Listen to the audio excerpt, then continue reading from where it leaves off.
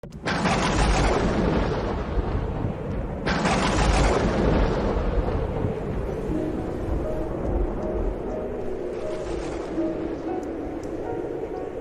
Seigneur soit avec vous. Et avec votre esprit. Évangile de Jésus-Christ selon saint Luc. Gloire à toi, Seigneur. En ce temps-là, Jésus vint à Nazareth où il avait été élevé. Selon son habitude, il entra dans la synagogue le jour du sabbat et il se leva pour faire la lecture. On lui remit le livre du prophète Isaïe. Il ouvrit le livre et trouva le passage où il est écrit: « L'Esprit du Seigneur est sur moi parce que le Seigneur m'a consacré par l'onction. Il m'a envoyé porter la nouvelle aux pauvres, annoncer aux captifs leur libération et aux aveugles qu'ils retrouveront la vue, remettre en liberté les opprimés, annoncer une année favorable accordée par le Seigneur. » Jésus referma le livre, le rendit aux servants et s'assit. Tous dans la synagogue avaient les yeux fixés sur lui. Alors il se mit à leur dire: « Aujourd'hui s'accomplit ce passage de l'Écriture que vous venez d'entendre. » Tous lui rendaient témoignage et s'étonnaient des paroles de grâce qui sortaient de sa bouche. Il se disait: « N'est-ce pas là le fils de Joseph ?» Mais il leur dit: « Sûrement vous allez me citer le dicton « Médecin, guéris-toi toi-même » et me dire: « Nous avons appris tout ce qui s'est passé à Capharnaüm, fais donc de même ici dans ton lieu d'origine. » Puis il ajouta: « Amen, je vous le dis, aucun prophète ne trouve un accueil favorable dans son pays. En vérité, je vous le dis, au temps du prophète Élie, lorsque pendant 3 ans et demi le ciel retint la pluie et qu'une grande famine se produisait sur la terre, il y avait beaucoup de veuves en Israël. Pourtant, Élie ne fut envoyé vers aucune d'entre elles, mais bien dans la ville de Sarepta, au pays de Sidon, chez une veuve étrangère. Au temps du prophète Élisée, il y avait beaucoup de lépreux en Israël, et aucun d'eux n'a été purifié, mais bien Naaman le Syrien. » À ces mots, dans la synagogue, tous devinrent furieux. Ils se levèrent, poussèrent Jésus hors de la ville et le menèrent jusqu'à un escarpement de la colline où leur ville est construite pour le précipiter en bas. Mais lui, passant au milieu d'eux, allait son chemin. Acclamons la parole de Dieu. Louange à toi, Seigneur Jésus. Des moments difficiles pour notre Seigneur, des moments de douleur, de tristesse pour Jésus. J'imagine aussi pour sa mère, elle n'est pas citée dans cet évangile. Mais des moments difficiles pour les proches de Jésus. Il est dans la ville où il est né, où il a été accueilli, où il a été élevé. Dans la ville où peut-être il a fait ses premiers miracles. Il est dans la ville de son enfance, avec sa famille, ses amis. Mais dans cette ville, il est rejeté. Et il est rejeté pas parce que sa parole n'était pas attractive. Il est rejeté parce que les siens se sentent trahis. Ils attendaient d'autres choses de Jésus. Ils avaient entendu que leur fils était populaire ailleurs. Il faisait de grands miracles. L'Évangile dit que même disent, nous avons appris tout ce qui s'est passé à Capharnaüm, tous les miracles que tu as fait ailleurs. Mais chez nous, tu viens nous lire un texte du prophète Isaïe. Nous voulons aussi des miracles. Ils attendaient autre chose de Jésus, pas un enseignement, pas une révélation. Ils voulaient des miracles. Mais le Seigneur qui agit avec la volonté de Dieu, le Seigneur qui n'agit pas selon nos caprices, il agit selon son heure. Il est rejeté justement parce qu'il ne fait pas de miracle dans son lieu d'origine. Ça a dû être difficile pour lui, difficile pour ses proches.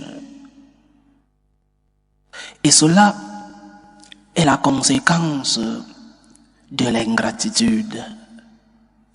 C'est la conséquence de la motivation avec laquelle nous nous approchons du Seigneur. Quelle est la première motivation? Quelle est la motivation pour laquelle tu t'approches de Dieu?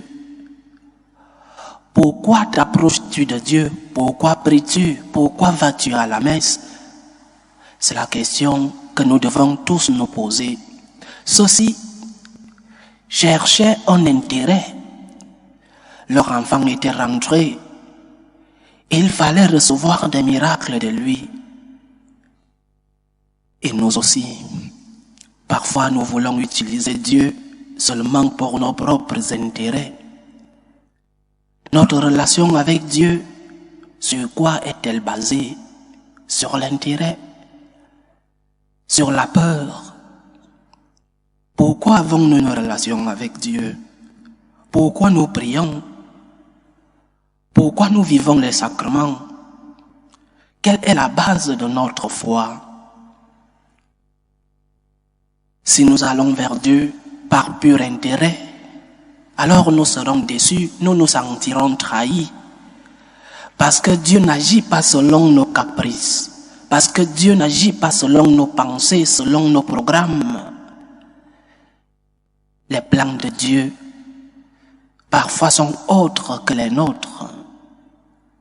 Dieu n'agit pas selon nos caprices. Et quand nous avons une relation basée sur l'intérêt avec notre Dieu, lorsque nous lui demandons quelque chose et que nous ne recevons pas, nous entrons en crise de foi. Dieu ne m'aime pas. Ce Dieu que vous dites qu'il est tant d'amour, pourquoi il ne me donne pas ce que je lui demande? Dieu s'est éloigné de moi, il ne m'aime pas. Quel est ce Dieu amour qui ne me donne pas ce que je lui demande? Nous entrons en crise de foi. Parce que nous avons basé notre relation sur un intérêt. Dieu n'est pas notre serviteur. Dieu n'est pas notre esclave. Ou à un claquement de doigts, il nous sert de l'eau. À un claquement de doigts, il nous sert à manger. Dieu est le Seigneur. Il est notre Seigneur. Et la relation que nous devons avoir avec lui, c'est une relation autre que l'intérêt. La relation que nous devons avoir avec lui, c'est une relation d'amour, une relation de gratitude. Et quand nous basons notre relation sur la gratitude, alors quand nous demandons quelque chose à Dieu et que nous ne recevons pas, nous n'entrons pas en crise de foi parce que nous savons, nous sommes conscients que nous n'avons pas droit à ce que nous avons demandé à Dieu. Nous n'avons pas de droit devant Dieu. Nous le savons parce que nous avons une relation d'amour avec lui. Quand nous ne recevons pas, nous ne crachons pas en l'air. Nous ne nous éloignons pas de Dieu. Nous n'arrêtons pas de prier. Nous n'arrêtons pas d'aller à la messe. Nous ne disons pas Dieu n'existe pas parce qu'il ne m'a pas donné ce que je lui ai demandé.